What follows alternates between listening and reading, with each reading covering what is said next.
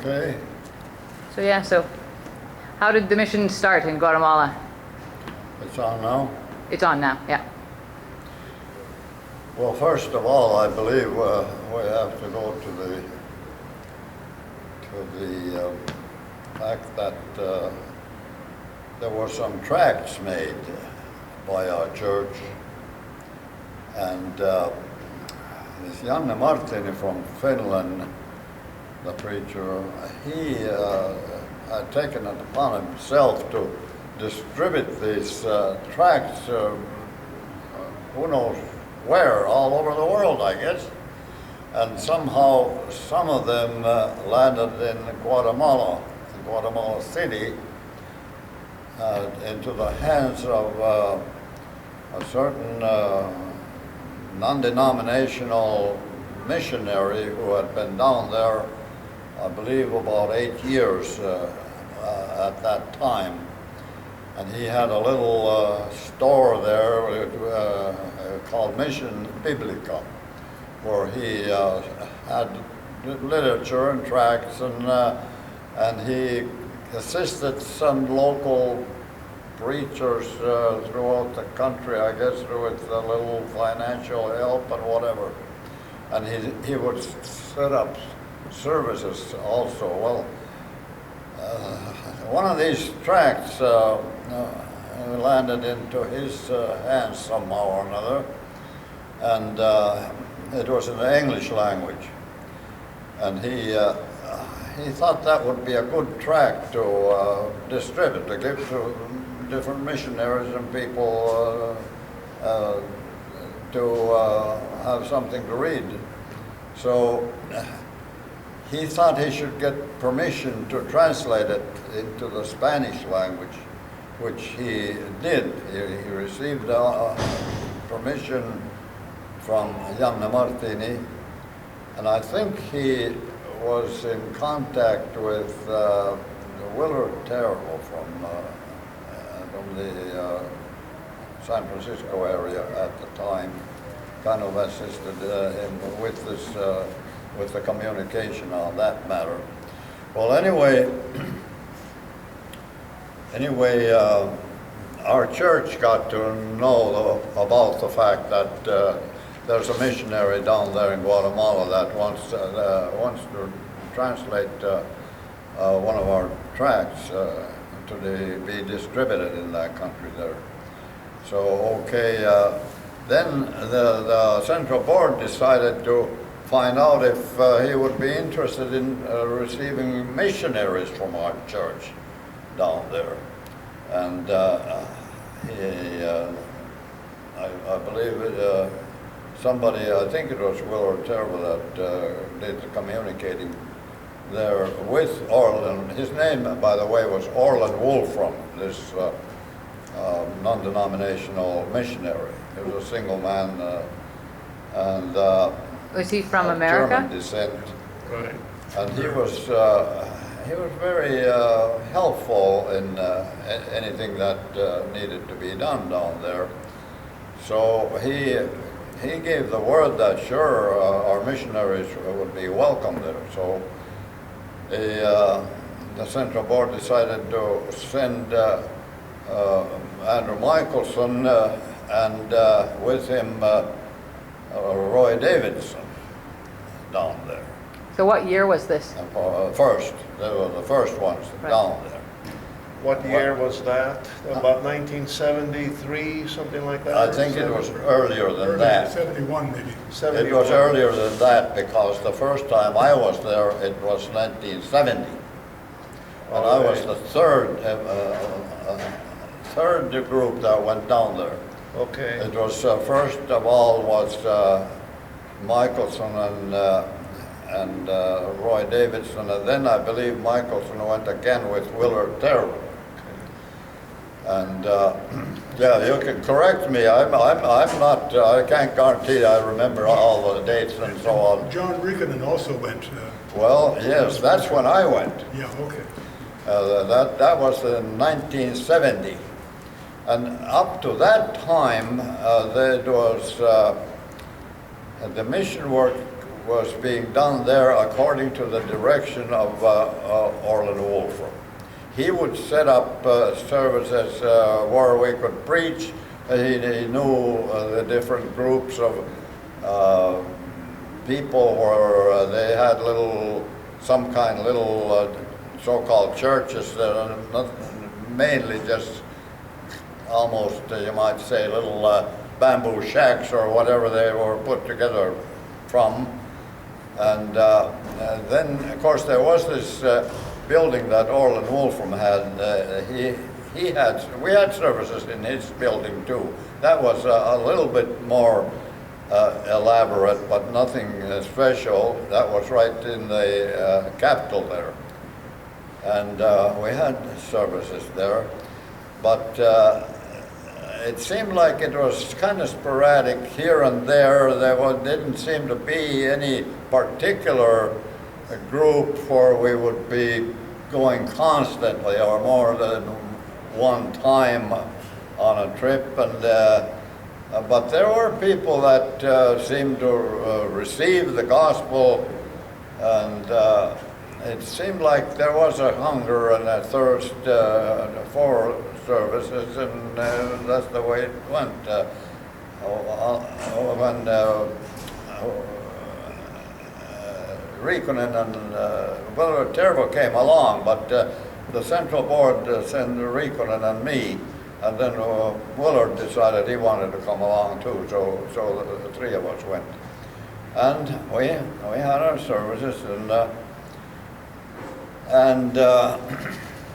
then after that, I believe I went again. I don't remember. It must have been the following year. But what year was it when you went with me? You remember, Ben? I think that was 1973. I think it was 73. Because I went there Yeah, then, that was right? same year, Augustin went later. Yeah, and Orland had us tramping all over the country too, way up to Los Escobas there and different places. And there were places where people actually wanted to hear the gospel proclaimed to them, and it seemed like it was something that should be continued, but we didn't really have all that much direction, just going to these mostly Pentecostal-oriented groups that this non-denominational preacher Orland Wolfram had contacts with, and we went and preached. Okay. Well, then we came to the time when this tract business surfaced. One day, who was I with? We went, I was with you. Mm-hmm. And you got sick. Yeah, before we got to Zacapa. But we had the word from Orland Wolfram that there was a Lutheran pastor in Zacapa, where we had never been before, that he wants to get in touch with us. He had gotten a hold of one of those tracts, and he saw that was something that he really got interested in. And he thought that there's another Lutheran church in Guatemala. He thought that because Orland Wolfram had his address on it, Mission Biblica address on it. So he got in touch with Orland and asked about it. Orland told him that no, we don't have an apostolic Lutheran church. We're just a non-denominational, but we have their tracts. Well, he wanted to know more about it. How can a person get a hold of these people? Well, Orland told him that, well, they come down here. They send missionaries here maybe once or twice a year. Well, he said that, well, would you please, when they come down next time, let me know that I want to get in touch with them. Okay. Could you just put into here, before you go on, how Antonio Salguero came across that tract. Okay, yeah, I'm just getting to it. Are you? Yeah. Okay. Yeah. So then afterwards, when we did get in touch with Salguero, he said that he got a hold of this tract when he was on the train going to Puerto Barrio, which is the seaport on the Atlantic Ocean. He was in this train, and there somebody went through with these tracts and distributed these tracts. And that's where he got a hold of that. And here's the thing about it that was significant. Just before that, he had separated with some other people from the church that he belonged to in Zacapa. That it was a Missouri Synod Lutheran church, and it had gotten so ungodly, as he actually mentioned some of the things that were going on in that church, that they couldn't stomach it. There was a group with him who left that church. That had happened just, I don't know, maybe a week or so before he got this hold of this tract.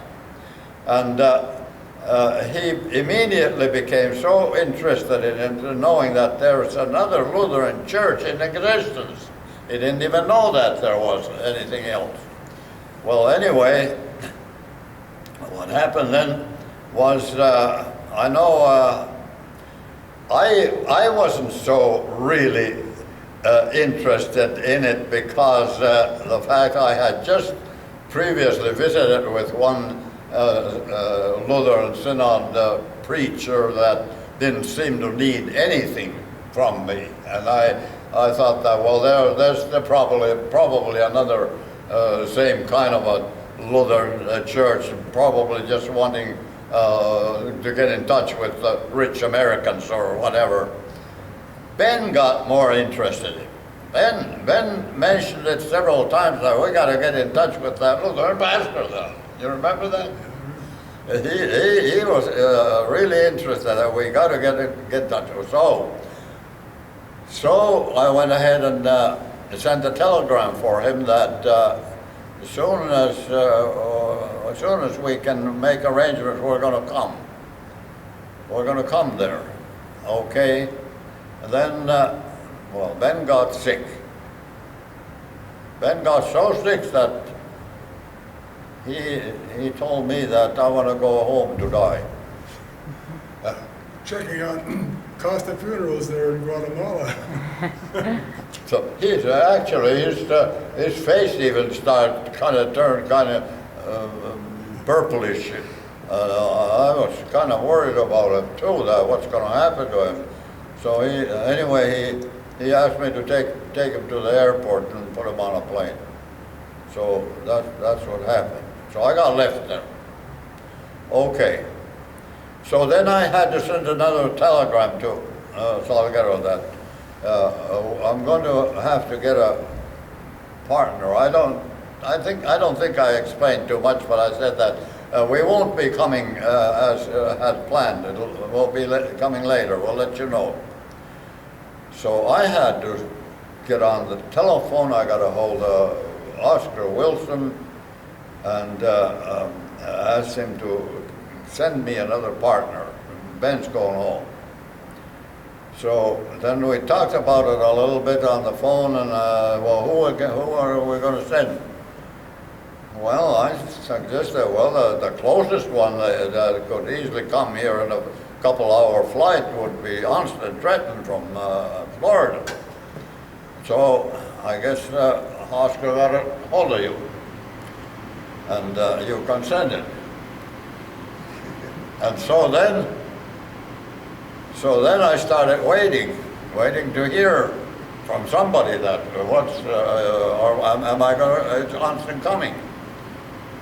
And I waited, and I went to the airport every evening when the flight from Miami was supposed to arrive there to see if Onston is on it. And I don't know what was it, 4 or 5 nights that I went over there and no Onston. Every evening a disappointment. Well, in the meantime, I didn't want to even think of going to Zacapa to meet this Salguero until I get another partner. And so I got in touch with the translator that we used in those days. I didn't have enough Spanish at that time to preach without a translator. So we had a Maya Indian, purebred Maya Indian translator who had been in the States for a year with the Foursquare Church people, and he had learned the English language quite well. And he was an excellent translator. He certainly knew the Spanish language, and a very pleasant fellow, a really likable fellow. And so I kind of, with him, we started going around. In fact, we went even to El Salvador in the meantime. You remember his name? Ishmael? Yeah, Ismael Morales. Yeah, we went there, and From San Lucas. we had a nice visit. There were some relatives of El Salvador girl that was in our area in La Grande, Oregon. So we went and visited their family, and we had a little service there too. Well, anyway, and then finally, I went to the airport. There was Onsted, the big, tall Norwegian standing above everybody, all those small people coming down the aisle. I was so relieved that, well, finally, and the trouble was with him, you know, Lyndon Johnson, the former president, Lyndon Johnson, he had passed away, and all the government offices were shut down. He didn't have a passport, so had to wait an extra day or two, whatever it was, before you could get a passport. So anyway, he got there, and then the first order of business was that I went to the telegraph office and or telephone office, or they were two together, and I was going to send a telegram over there, but in the meantime, what happened? Did you stop it? Or Well, I haven't. How do I stop it? I'm not used to this yet. This- Just hit this again? because of the temperature, they want to have